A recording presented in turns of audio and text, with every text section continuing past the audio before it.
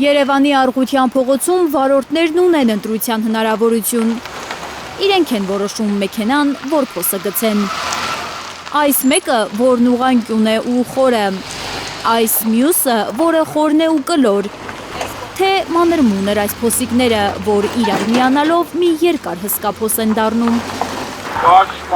Երկու անգամ փոխեցինք անվադող ձմեռային։ Խայտարակ վիճակ է ժողովուրդ։ 93 թվին ասես չի եղել։ Ազնվությամբ, ես չեմ հասկանում սրան միտքը որն է։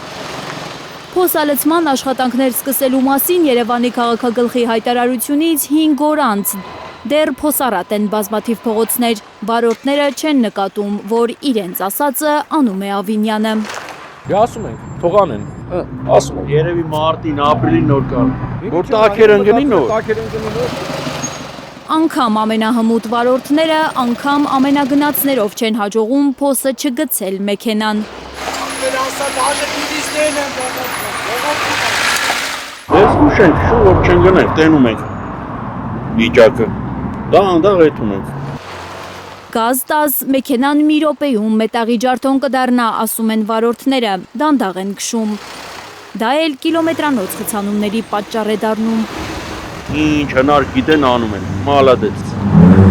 Աղցնում են, մեկը մեկին զիջում է, ճամփայա տալի, տենում է, իջնում է, հելնում է։ Թույլ նյարդերով վարորդներն էլ երբեմն մինչև վերջ սեղմում են գազի ոտնակը, փորձելով մեքենան թռցնել խրամատների վրայով։ Կամ էլ թուլանում են, հաճույք ստանում։ Տնեց հաճելի է այս փոսերով երթևեկելը։ Ես էլ փառք աստեր։ 30 տարվա վարորդական փորձ ունեցող այս մարդը չի հիշում 90-ականներից հետո մայրաքաղաքում այսպիսի ահռելի փոսեր եղած լինեն։ 30 տարի առաջ տեսել եմ։ Ես չէի պատկերացնում, որ հիմա ասենց կարող լիներ, էլի չեմ մանում։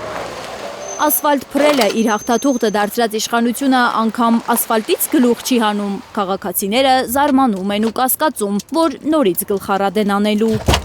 Շիբին հեսա կբերենք լստեն փոսի մեջ, վրանսես թեթև ասֆալտը կտան ու կասեն ձեզ հաջողություն։